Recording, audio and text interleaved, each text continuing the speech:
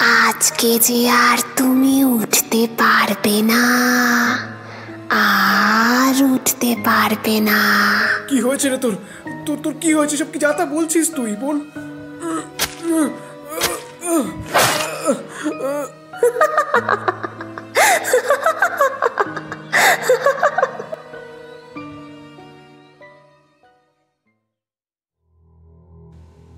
আচ্ছা, আপনারা কোনো দিন ট্রেন যাত্রা করতে গিয়ে এমন কোনো ঘটনার সম্মুখীন হয়েছেন যেখানে দাঁড়িয়ে আপনার মনে হয়েছিল আজকে হয়তো বাড়ি থেকে না বেরোলেই ভালো হতো?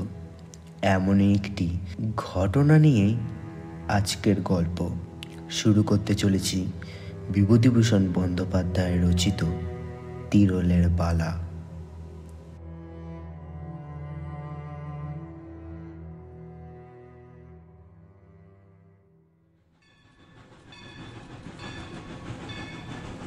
মার্টিন কোম্পানির ছোট লাইন। গাড়ি ছাড়বার সময় উত্তীর্ণ হয়ে গিয়েছে, এখনও গাড়ি ছাড়বার ঘন্টা পড়েনি। এ নিয়ে গাড়ির মধ্যে লোকজনের নানান রকম মতামত চলছে। মশাই, বরগেছে নেমে যাব, প্রায় 5 মাইল, 4টে বাজে, এখনও গাড়ি ছাড়বার নামটি নেই। কখন বাড়ি পৌঁছাবো ভাবুন তো। আরে মশাই, এদের কাণ্ড এই রকম। আসুন না, সবাই মিলে কাগজে একটু লেখালেখি করি। সেদিন এই বরগেছি স্টেশনে 2টো ট্রেনের লোক এক ট্রেনে পড়লে দাঁড়াবার জায়গা পর্যন্ত নেই, তাও কদমতলায় এলো 1 ঘন্টা লেট। ওই অফিসের সময়টাই একটু টাইম মতো যাই, তারপর সব গাড়িরই সমান দশা। কি যে ভুল করেছি মশাই এই লাইনে বাড়ি করে। রিটায়ার করলাম, কোথায় বাড়ি করি তা আমার শ্বশুর বললেন তার গ্রামে বাড়ি করতে। সে কথাই তো মশাই। আরে এই প্রসাদপুর, যেখানে প্রসাদপুরে ঠাকুর আছেন, মেয়েদের ছেলে পুলে না হলে মাদুলি নিয়ে আসে। হাওড়া ময়দান থেকে 25 মাইল, বেশি না। ভাবলাম কলকাতার কাছেই সস্তা গন্ডা হবে, পাড়াগা জায়গা, শ্বশুর বাড়ি সবাই রয়েছেন। তখন কি মশাই জানি, 3-4 হাজার টাকা খরচ করে বাড়ি করলুম। দেখছি যেমনি ম্যালেরিয়া তেমনি যাতায়াতের কষ্ট। 25 মাইল আসতে 25 খেলা খেলছে এই স্টুপিড জায়গাগুলো, যত সব। 25 কি স্যার? 3 25 75 খেলা বলুন।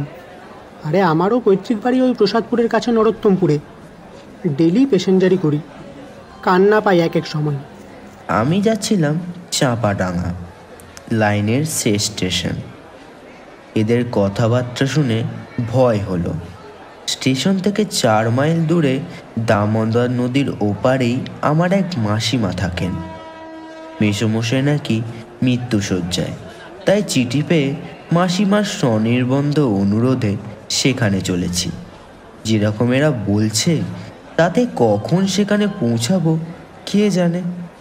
কামরার এক কোণের বেঞ্চিতে একটি যুবক ও তার সঙ্গে একটি 17-18 বছরের সুন্দরী মেয়ে বসেছিল। মেয়েটির পরনে সিল্কের ছাপা শাড়ি, পায়ে মাদ্রাজি চটি, মাথার চুলগুলো যেন একটু হেলাগাছাভাবে বাঁধা। সে জানালা দিয়ে বাইরের দিকে চেয়েছিল। যুবকটি মাঝে মাঝে সকলের কথাবার্তা শুনছে, মাঝে মাঝে বাইরের দিকে চেয়ে ধূমপান করছে।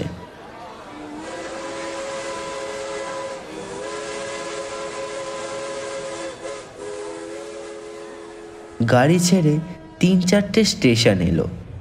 পান, পটল আলু, মাছের পুটুলি হাতে ডেলি প্যাসেঞ্জারের দল ক্রমে নেমে যাচ্ছে। বাকি দল এখনও সামনাসামনি বেঞ্চিতে মুখোমুখি বসে কোঁচার কাপড় মেলে তাস খেলছে। মাঝে মাঝে তাদের হুঙ্কার শোনা যাচ্ছে ইঞ্জিনের ঝকঝক শব্দ ভেদ করে। 2 হর্স, নো ট্রাম্প, 3 স্পেডস।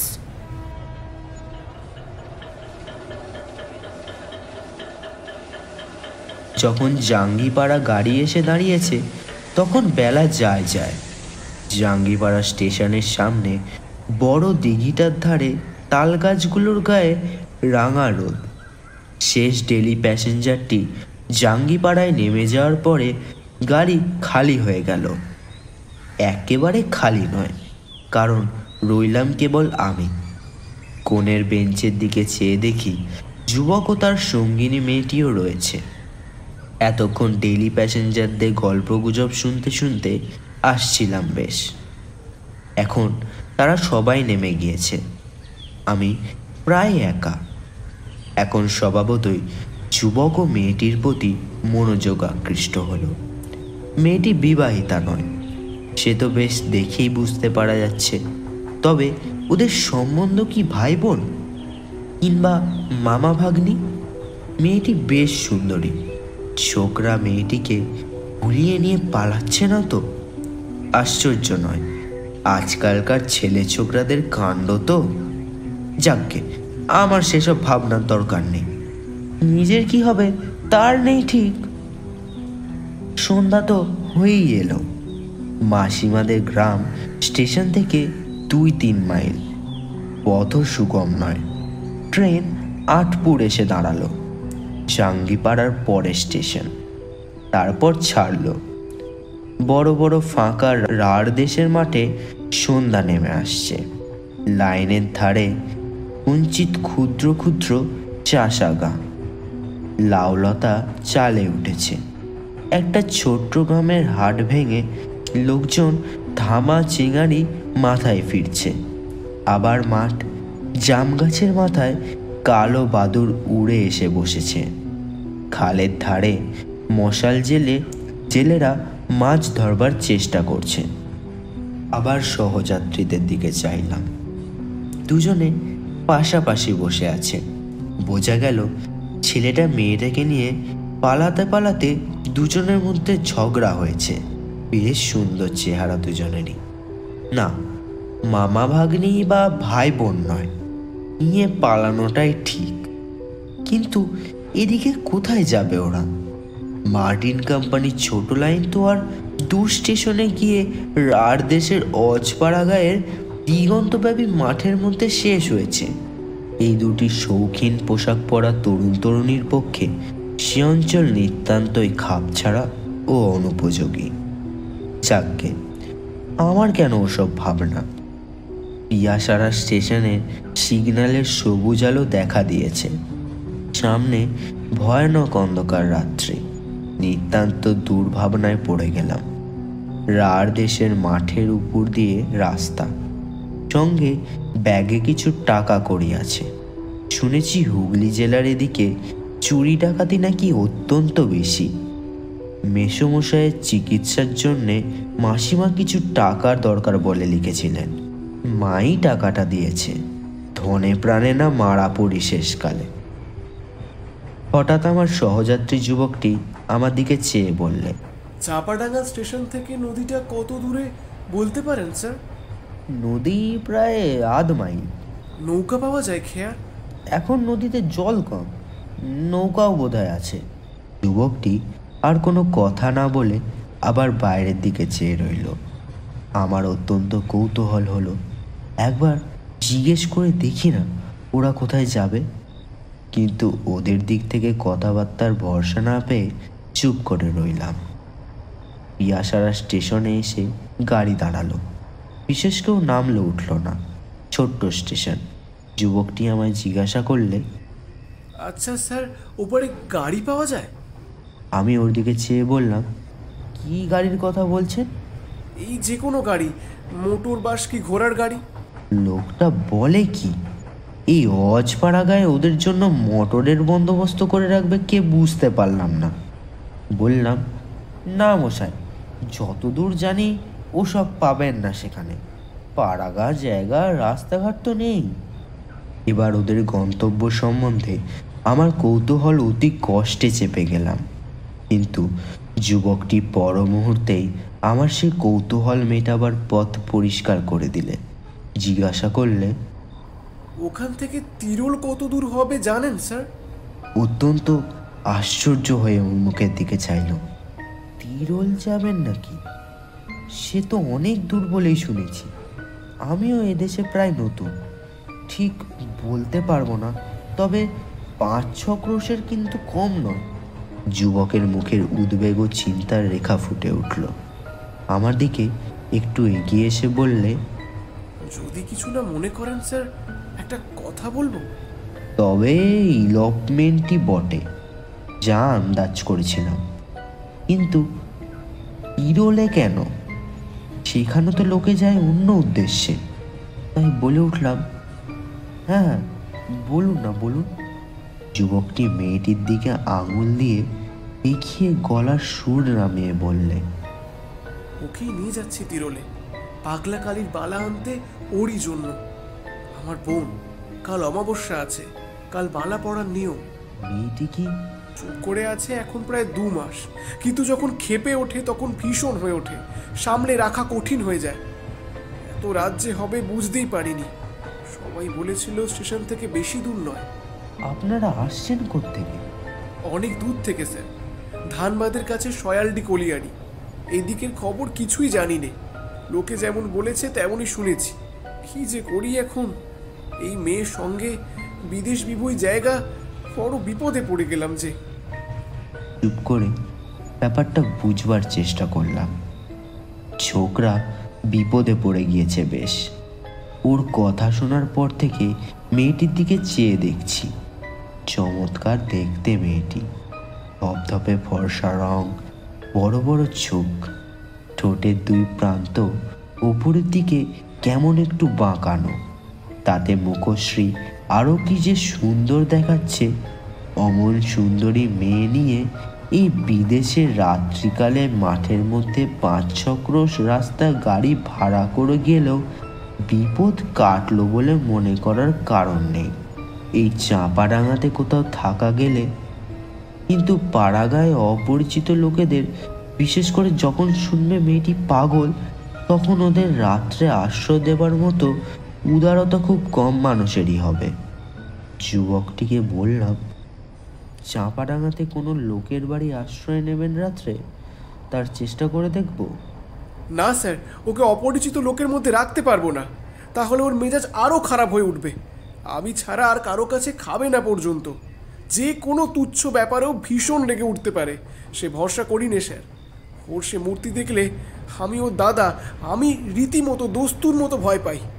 সে না দেখাই ভালো, অন্য মানুষ হয়ে যায় একেবারে। চাঁপাডাঙ্গা স্টেশনে গাড়ি এসে দাঁড়ালো।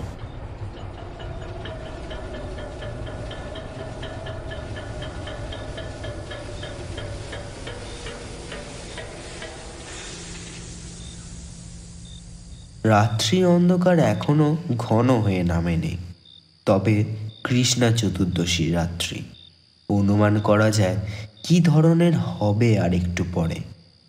চাঁপাডাঙ্গা স্টেশনের কাছে লোকের বাড়িঘর বেশি নেই, খান কতক বিচুলি ছাওয়ার ঘর। অধিকাংশ পান, বিড়ি, মুড়ি মুড়কি কিংবা মুদিখানার দোকান, একটা সাইকেল সারানোর দোকান, একটা হোমিওপ্যাথি ডাক্তারখানা। ডাক্তারখানার এক পাশে স্থানীয় ডাকঘর, একটা পুকুর, পুকুরের ওপারে 2খানা চাষাভুষ লোকেদের ঘর। আমরা টিকিট দিয়ে সবাই স্টেশনের বাইরে এলাম। সামনেই 2-3খানা ছইওয়ালা গরুর গাড়ি দেখে আমার দুর্ভাবনা অনেকটা কমে গেল। কিন্তু যখন তাদের জিজ্ঞেস করে জানলাম নদীর ধার পর্যন্ত তারা যাবে, নদী পার হওয়ার উপায় নেই গরুর গাড়ির, তখন আমি আবার সঙ্গীটিকে বললুম, কি করবেন? নয়তো স্টেশনেই থাকবেন রাত্রে? না স্যার, কাল অমাবস্যা, আমায় তিরুল পৌঁছাতেই হবে কাল। এখানে থাকলে কাজ হবে না। আপনি আরেকটু কষ্ট করুন স্যার, আমাদের সঙ্গে চলুন। আপনাকে যখন পেয়েছি ছাড়তে পারবো না। আপনি না দেখলে কোথায় যাই বলুন তো। আমি বড় বিপদে পড়ে গেলাম। ওদিকে মেসোমশাইয়ের অসুখ, সেখানে পয়সা করে নিয়ে যত শীঘ্রই হয় পৌঁছানো দরকার। ওইদিকে এই বিপন্ন যুবক ও তার বিকৃত মস্তিষ্কা তরুণী ভগিনী, ছেড়েই বা এদেরকে দিই কি করে এই অন্ধকারের রাত্রে? তা হয় না, সঙ্গে যেতেই হবে। মেসোমশাইয়ের অদৃষ্টে যাই থাকুক। গরুর গাড়ির দারোয়ানেরা কিন্তু ভরসা দিল, তিরলের বাঁধা রাস্তা, নদী পেরিয়ে গাড়ি পাওয়া যায়, পালকি পাওয়া যায় একটু খোঁজ করলেই।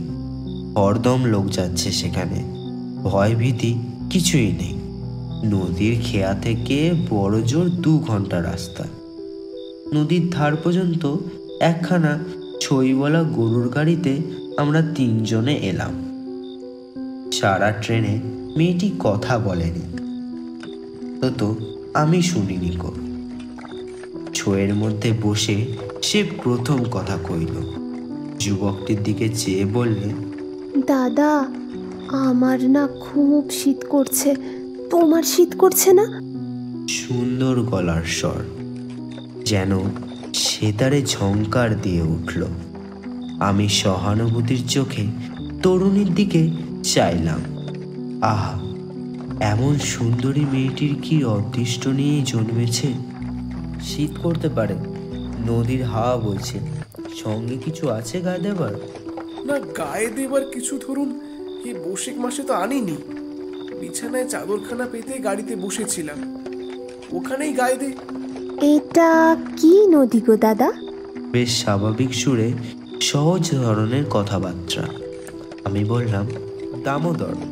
বল্লভপুরে যে দামোদর, আমি জানি, খুব বড় নদী না গো দাদা?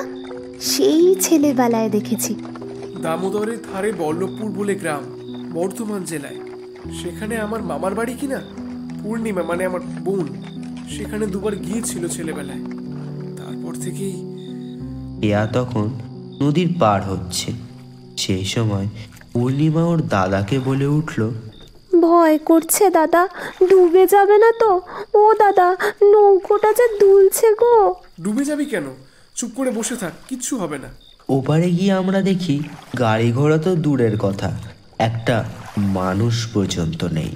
খেয়ার মাঝি লোকটা ভালো, সে আমাদের অবস্থা দেখে বললে, বাবু মশাইরা আপনারা দাঁড়ান, শামকুড়ের গোয়ালপাড়ায় গরুর গাড়ি পাওয়া যায়, আমি ডেকে দিচ্ছি, আপনারা নৌকোতেই বসুন। দাদা, কিছু খাবে না তুমি? খাবার তো রয়েছে। পরে সে আমার দিকে চেয়ে বললে, আপনিও খান, খাবার অনেক আছে। হ্যাঁ হ্যাঁ, দে না, ওনাকে দে, তুইও খা। কিছুই তো খাসনি, পৌঁছাতে যে কত রাত হয়ে যাবে। পূর্ণিমা একটা ছোট্ট পুটুলি খুলে আমাদের সবাইকে লুচি, পটল ভাজা, আলু চচ্চড়ি ও মিহিদানা পরিবেশন করে দিলে। দেখো তো দাদা, মিহিদানাটা খারাপ হয়ে যায়নি তো? আমি বললাম, এ কোথাকার মিহিদানা? এটা তো বর্ধমান থেকে কেনা, আসবার সময়। খারাপ হয়নি তো?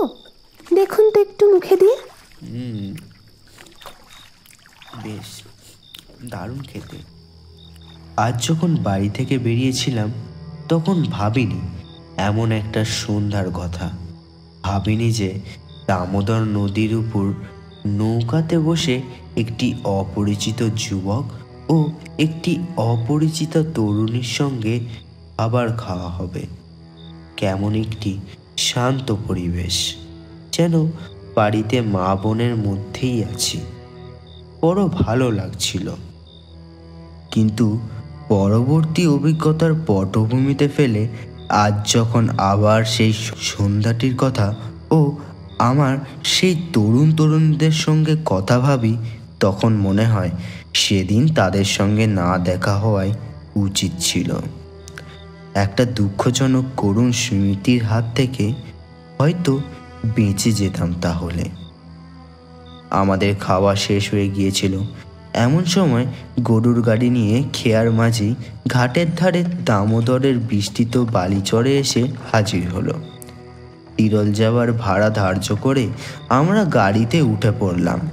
খেয়ায় মাঝিকে তার পরিশ্রমের জন্য কিছু বকশিস দেওয়াও বাদ গেল না। বাবু, ভুল হয়ে গিয়েছে, বাড়ি থেকে তামাকে টিনটা নেওয়া হয়নি। গাড়ি গায়ের মধ্যে দিয়ে একটু ঘুরে নিয়ে যাই, বেশি দেরি হবে না বাবু। শামকুড় গ্রামের মধ্যে গাড়ি ঢুকলো। আমবাগান, বাঁশবন, লোকের বাড়িঘরের পেছন দিয়ে রাস্তা। ঘরের দাওয়ায় মেয়েরা রান্না করছে। তারপর আবার মাঠ, আখের ক্ষেত, পাট ক্ষেত, মাঠের মধ্যে দিয়ে চওড়া সাদা রাস্তা আমাদের সামনে বহু দূর চলে গিয়েছে। রাঢ় দেশের মাঠ, বন জঙ্গল খুব কম, এখানে ওখানে মাঝে মাঝে 2-4টে কলা গাছ ছাড়া তেমন কিছু নয়। তা আপনার মাসির বাড়ি এখান থেকে তাও ঠিক কত দূর হবে? সে তো এদিকে নয়, দামোদরের ওপারে, স্টেশনের পূর্ব দিকে প্রায় 2 ক্রোশ দূরে। আপনাকে আমরা কষ্ট দিলাম তো? কি আর কষ্ট, আপনাদের কাজ শেষ হয়ে গেলে কাল আপনাদের গাড়িতে তুলে দিয়ে মাসিমার বাড়িতে গেলেই হবে।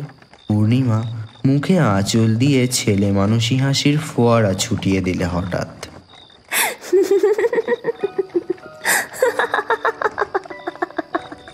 কি আর কষ্ট না, আমাদের কাজ শেষ হলে আমাদের গাড়িতে তুলে দিয়ে।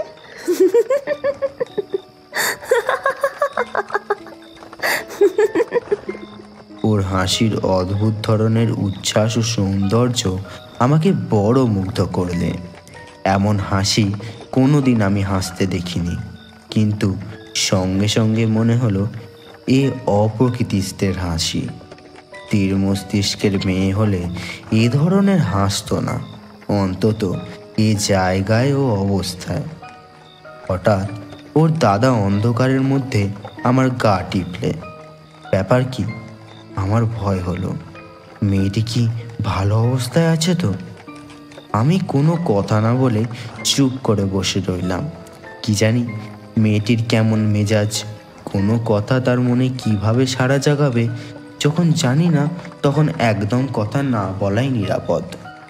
মনে মনে ভাবলাম, অমন সুন্দর মেয়েটি কি খারাপ অদৃষ্ট নিয়েই না এসেছিল পৃথিবীতে, যে তার অমন সুন্দর প্রাণ ভরা হাসি তাতে মনে আনন্দ না আনে, আনে ভয়।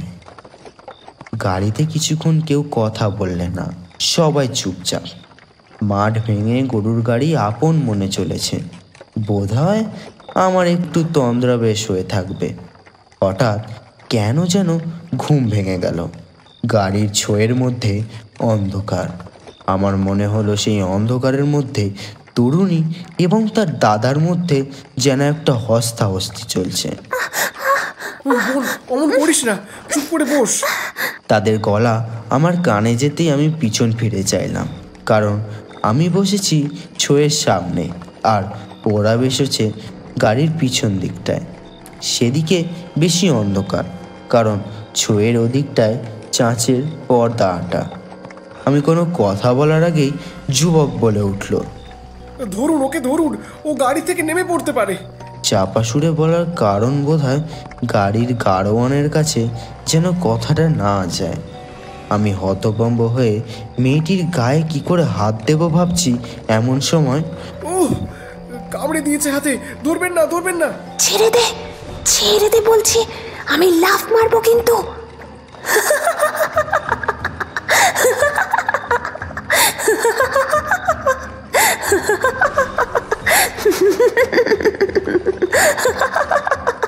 ততক্ষণে গাড়োয়ান গাড়ি থামিয়ে ফেলেছে। কি বাবু, কি হয়েছে? গাড়োয়ানের কথায় উত্তর দেওয়ার সময় বা সুযোগ তখন আমার নেই, কারণ মেয়েটি আমায় ঠেলে বাইরের দিকে আসতে চাইছে অন্ধকারের মধ্যে। ওর চুল ধরুন, গায়ে হাত দেবেন না, কামড়ে দেবে।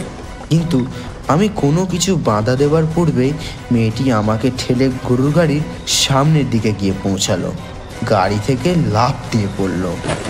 হতভম্ব গাড়োয়ান গরুর কাঁধ থেকে জোয়াল নামাবার পূর্বেই আমি ও মেয়েটির দাদা দুজনেই গাড়ি থেকে লাফিয়ে পড়লাম। মাঠের মধ্যে অন্ধকার তত নিবিড় নয়, কিন্তু মেয়েটির কোনো পাত্তা কোনো দিকে দেখা গেল না। আমার বুদ্ধিশুদ্ধি লোপ পেয়েছে, এবং বোধহয় মেয়েটির দাদারও।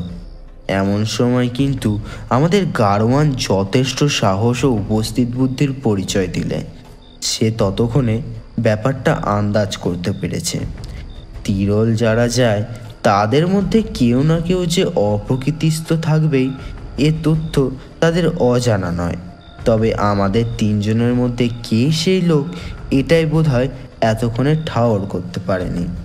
বাবু, শিগগি চলুন, কাছেই পাতিহালির খাল, সেদিকে উঠি না যান, টিপ কলে আলোটা জ্বালেন বাবু। এমন হতভম্ব হয়ে গিয়েছি আমরা যে যুবকের পকেটে টর্চ রয়েছে সে কথা দুজনেই কারোরই মনে নেই। সবাই ছুটলাম গাড়োয়ানের পিছু পিছু।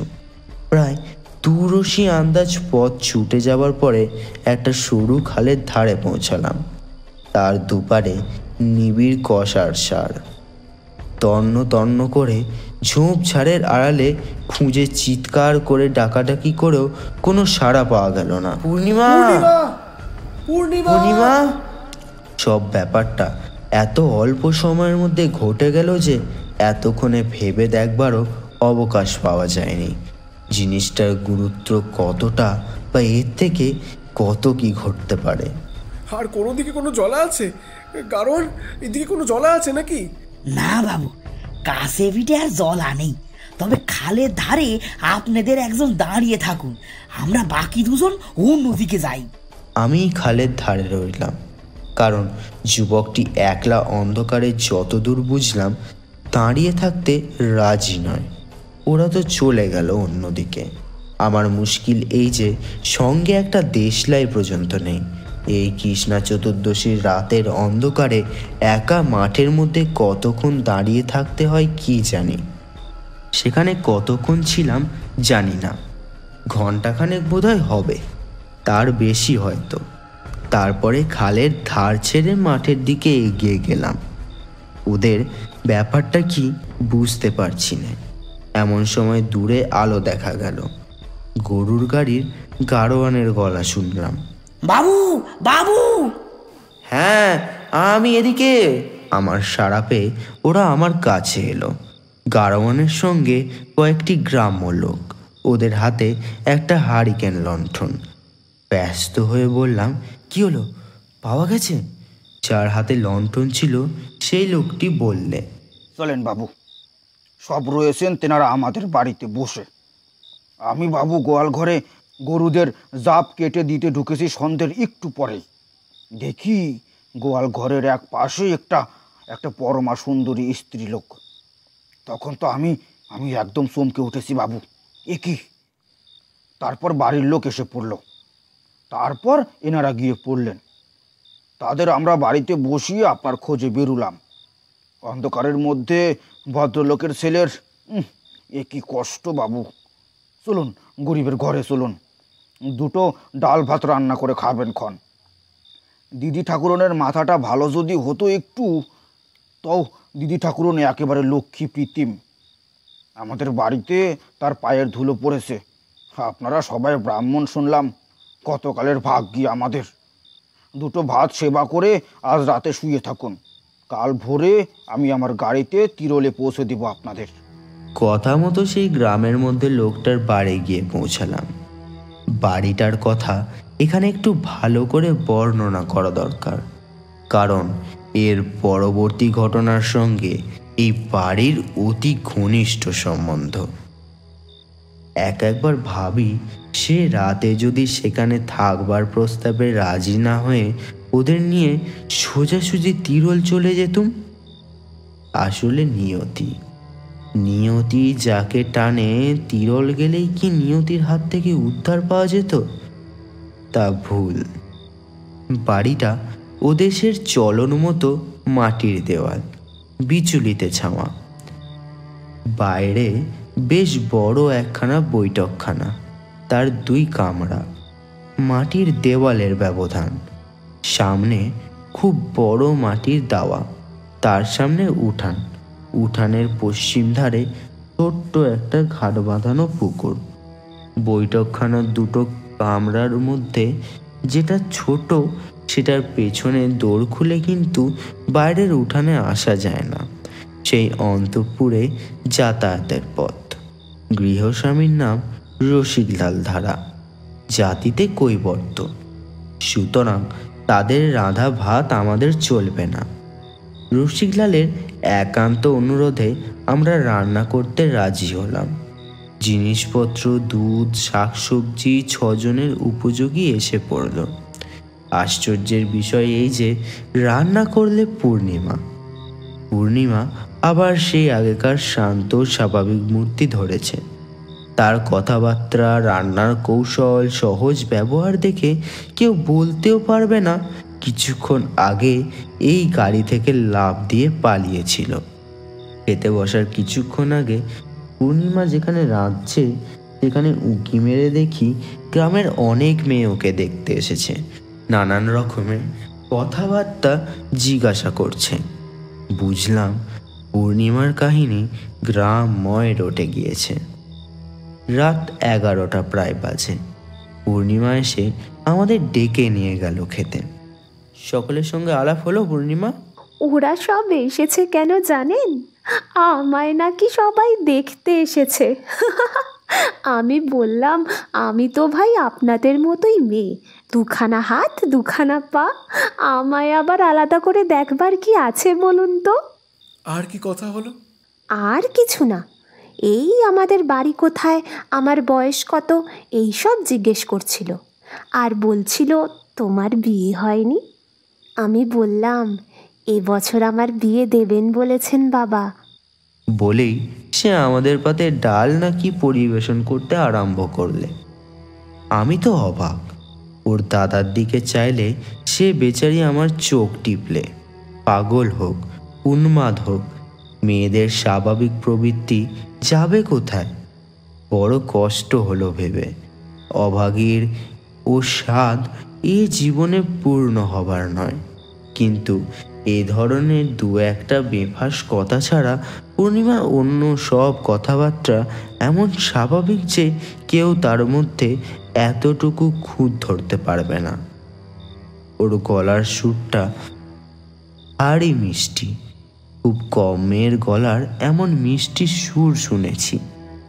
এমন একটি সুন্দর চালচলন, নিজের দেহটা বহন করে নিয়ে বেড়ানোর সুশ্রী ধরন আছে যে একে নিতান্ত সাধারণ শ্রেণীর মেয়ে বলে কেউ ভাবতেই পারবে না।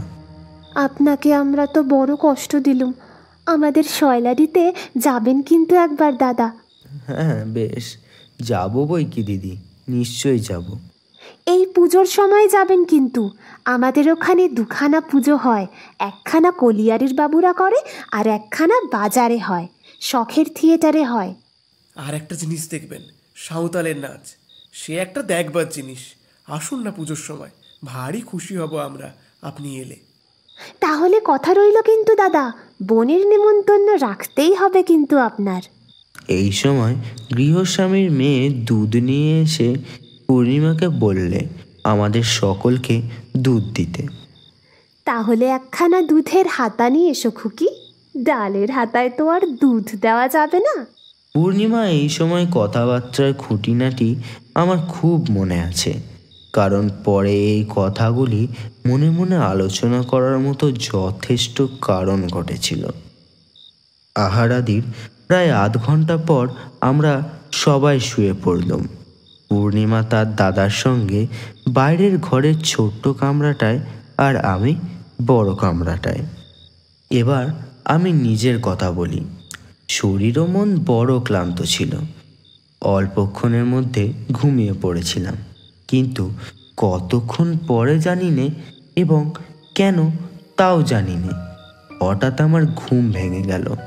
আমার বুকে যেন পাথরের ভারী বোঝা চাপিয়েছে। নিঃশ্বাস প্রশ্বাস নিতে যেন কষ্ট হচ্ছে। ভাবলুম নিশ্চয় নদীর হাওয়ায় ঠান্ডা লেগে গিয়েছে, কিংবা এই রকম কিছুই। অমন সময় আবার ঘুমোবার চেষ্টা করি। হঠাৎ আমার মনে হলো পাশের কামরায় এরকম একটা কৌতূহলজনক শব্দ হচ্ছে। হয়তো পূর্ণিমার দাদার নাক ডাকার শব্দ। অদ্ভুত রকমের নাক ডাকা বটে, যেন গোঙানি বা কাতরানি শব্দের মতো। একটু পরে আর শব্দ শুনতে পেলাম না। আমিও পাশ ফিরে ঘুমিয়ে পড়লাম।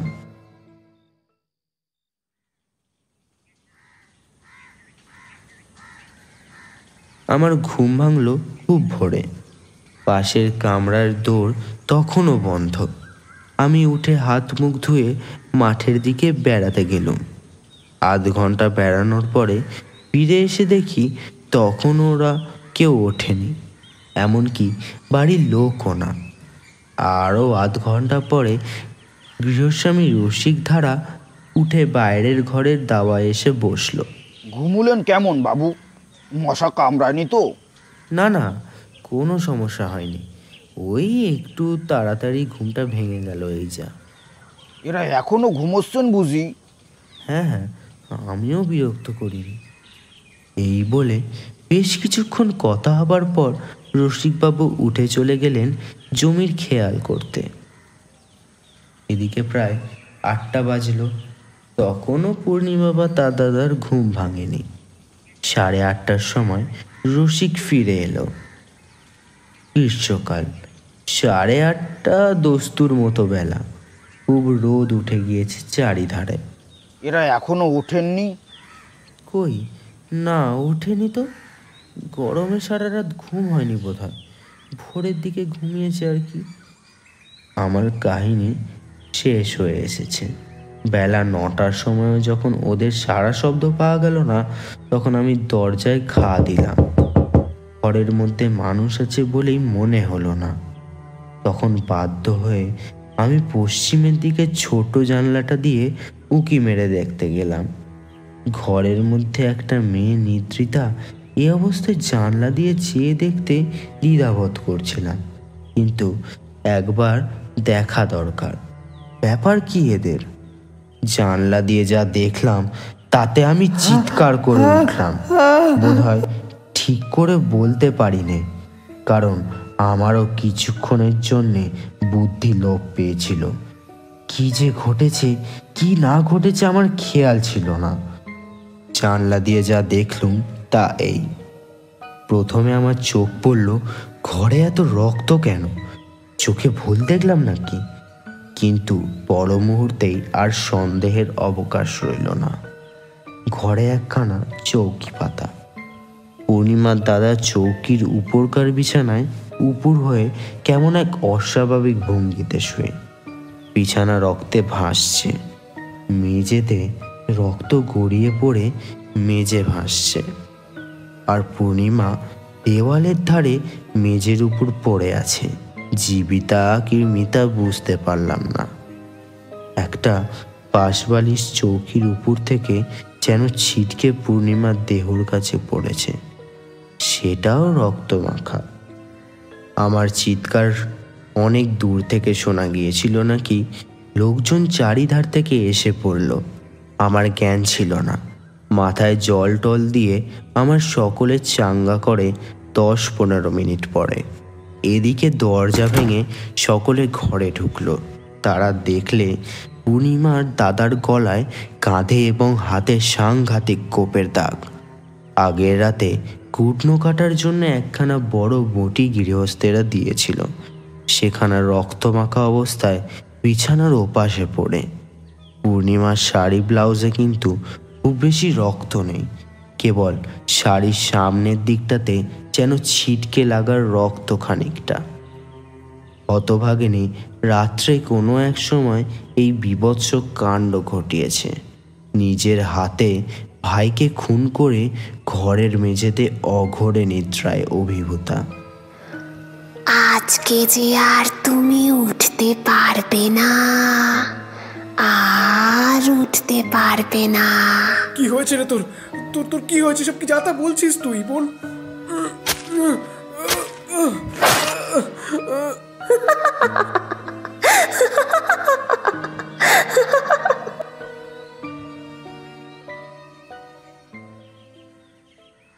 দিব্যি শান্ত ও নিশ্চিন্তভাবে ঘুমোচ্ছে। আমার যখন জ্ঞান হয়ে ঘরে ঢুকেছি তখনও ঘুমন্ত অবস্থায় ওকে দেখাচ্ছে ভারী সুন্দর, আরও ছেলে মানুষ, নিষ্পাপ সরলা বালিকার মতো। নারীর প্রলয়ঙ্কারী ধ্বংসমূর্তি সেই ভয়ানক প্রভাতে এক মুহূর্তে আমার চোখের সামনে ফুটে উঠল। পলকে যে প্রলয় ঘটায়, এক হাতে দেয় প্রেম, অন্য হাতে আনে মৃত্যু। এক হাতে তার খড়গ, অন্য হাতে বড়া ভয়।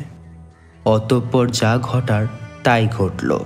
পাড়ার লোক ও গ্রামের লোক ভেঙে পড়ল। পুলিশ এলো। আমি মেয়েটির অবস্থা সম্বন্ধে যা জানি খুলে বললাম। তাদের জেরার প্রশ্ন উত্তর দিতে আমার মনে হলো হয়তোবা আমিই পূর্ণিমান দাদাকে খুন করে থাকব। ঘুমন্ত মেয়েটির পাশ থেকে ওর দাদার মৃতদেহ সরানোর ব্যবস্থা আমিই করে দিলাম।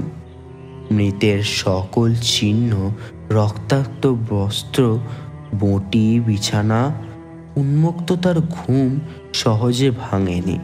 তাই রক্ষে দুপুর পর্যন্ত পূর্ণিমা নিদ্রা বেগে ঘুমালো। পুলিশকেও কষ্ট করে ওর ঘুম ভাঙাতে হলো।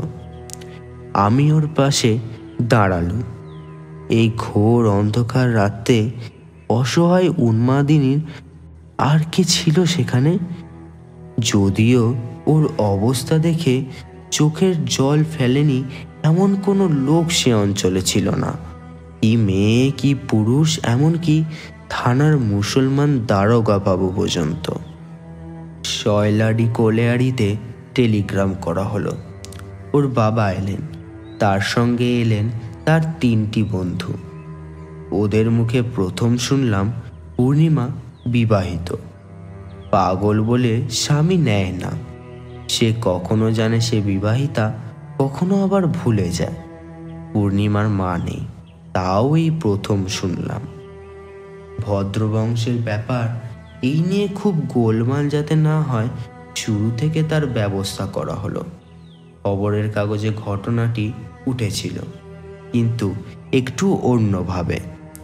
কয়েকটি প্রভাবশালী লোকের সহানুভূতি লাভ করার দরুন ব্যাপারের জটিলতার হাত থেকে আমরা অপেক্ষাকৃত সহজেই রেহাই পেলাম।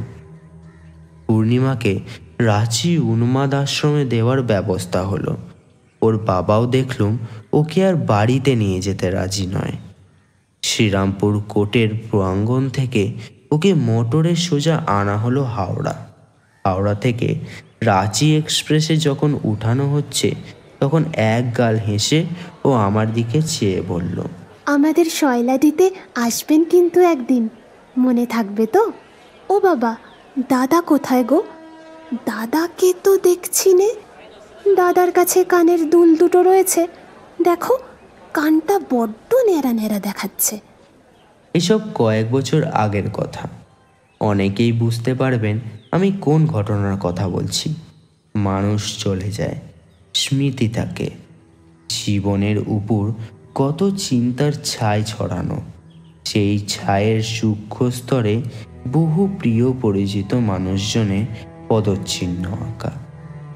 এই শ্যামলা পৃথিবী, রৌদ্রালোক, অপরিবর্তনশীল ঋতুচক্রের আনন্দ থেকে নির্বাসিতা এই হতভাগিনীর কথা মাঝে মাঝে যখন মনে পড়ে, তখন ভাবি সে নেই। এতদিনে রাঁচির উন্মাদ আশ্রমে অভিশপ্ত জীবনের অবসান হয়ে গেছে। ভগবান আর তাকে কতকাল কষ্ট দেবেন?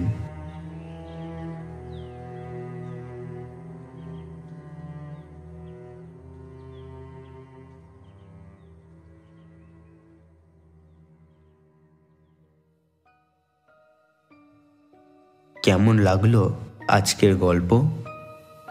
ভালো লাগলে অবশ্যই নিজের মতামত জানাবেন। আপনারা এতক্ষণ শুনছিলেন হ্যালো শুনতে পাচ্ছেন চ্যানেল প্রেজেন্টস। আজকের গল্প তিরোলের বালা। আজকের যুবকের চরিত্রে ছিলেন শুভায়ু, পূর্ণিমার চরিত্রে তিয়াস, প্যাসেঞ্জার ও গাড়োয়ানের চরিত্রে আবির, রসিকের চরিত্রে প্রভাত, কথকের চরিত্রে নিকোলাস, অন্যান্য চরিত্রে অগ্রজ। আশা করি আপনাদের গল্পটি ভালো লেগেছে। ভালো লাগলে অবশ্যই লাইক, শেয়ার এবং সাবস্ক্রাইব করতে ভুলবেন না। আবার দেখা হচ্ছে ঠিক পরের রবিবার। ভালো থাকবেন।